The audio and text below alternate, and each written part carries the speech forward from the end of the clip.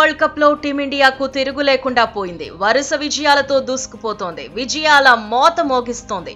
Group దశ, super 8 దశలో చెలరేగిన భారత్ జట్టు సెమీస్ లోనూ అదే ఊపును కొనసాగించింది. డిఫెండింగ్ ఛాంపియన్ ఇంగ్లాండ్ ను చిత్తు చేసింది. 2022 టీ20 వరల్డ్ కప్ లో ఓటమికి ఇప్పుడు బదులు తీర్చుకుంది. సరైన సమయంలో దెబ్బ కొట్టింది. దర్జాగా ఫైనల్లోకి ప్రవేశించింది. టైటిల్ పోరులో సౌత్ ఆఫ్రికాను ఢీకొట్టబోతోంది.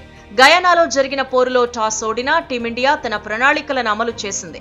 వికెట్లు పడుతున్న పరిస్థితులకు తగినట్టుగానే దూకుడును కొనసాగించింది.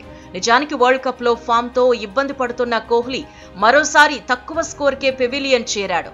ఒక సిక్సర్ తో టచ్ లోకి వచ్చినట్టే కనిపించినా అదే జోరును కొనసాగించలేకపోయాడు. 9 బంతుల్లో 9 పరుగులు చేసి పెవిలియన్ చేరాడు.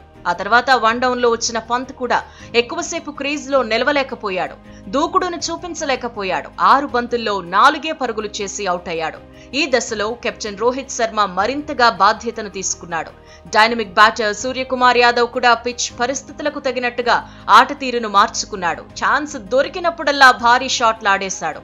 పరుగులు చేయటంలో పోటీ పడ్డాడు. ఫామ్ ను కొనసాగించిన రోహిత్ శర్మ హాఫ్ సెంచరీ సాధించాడు. అయితే కాసేపటికే ఆదిల్ రషీద్ బౌలింగ్ లో అవుట్ అయ్యాడు. రోహిత్ 39 బంతుల్లో 57 పరుగులు చేశాడు. ఆ వెంటనే సూర్యకుమార్ యాదవ్ ను జోఫ్రా ఆర్చర్ పెవిలియన్ పంపాడు. స్కై 36 బంతుల్లో 47 పరుగులు సాధించాడు. ఈ దశలో వైస్ కెప్టెన్ హార్దిక్ బౌలర్లకు రెస్పెక్ట్ ఇస్తూనే ఛాన్స్ దొరికినప్పుడు భారీ షాట్లకు ప్రయత్నించాడు. పిచ్ బౌలర్లకు ఫేవర్ గా ఉన్న స్టామినా చూపించాడు. జోర్డాన్ బౌలింగ్ లో 2 సిక్సర్లు కొట్టి ఇన్నింగ్స్ కు ఊపు తీసుకొచ్చాడు. అయితే 13 బంతుల్లో 23 పరుగులు సాధించాక పాండ్యా కూడా పెవిలియన్ చేరాడు. శివం దుబే పరుగుల ఖాతా తెరవలేకపోయాడు. గోల్డెన్ డక్ గా వెనుతిరిగాడు. రవీంద్ర జడేజా 2 బౌండరీలు, అక్షర్ పటేల్ 1 సిక్సర్ తో తమ వంతు ప్రయత్నం చేశారు. దీంతో టీమిండియా 20 ఓవర్లలో 7 వికెట్లకు 171 పరుగులు చేసింది.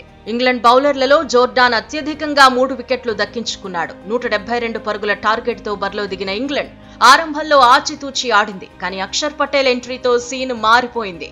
రివర్స్ స్వీప్ కు ట్రై చేసిన బట్లర్ బుక్ అయిపోయాడు. పంత్ కు క్యాచ్ ఇచ్చి అవుట్ అయ్యాడు. ఈ దశలో భారత బౌలర్లు రెచ్చిపోయారు. దీంతో బంతిని ఎదుర్కోవడమే ఇంగ్లాండ్ బ్యాటర్స్ కు కష్టమైంది. ఫామ్ ను కొనసాగించిన బుమ్రా మరోసారి మ్యాజిక్ చేశాడు. డేంజరస్ బ్యాటర్ సాల్ట్ ను పెవిలియన్ పంపాడు. ఆ తర్వాత స్పిన్నర్లు బంతితో మాయ చేశారు. ఇంగ్లాండ్ బ్యాటర్స్ ను కుదురుకోనివ్వలేదు.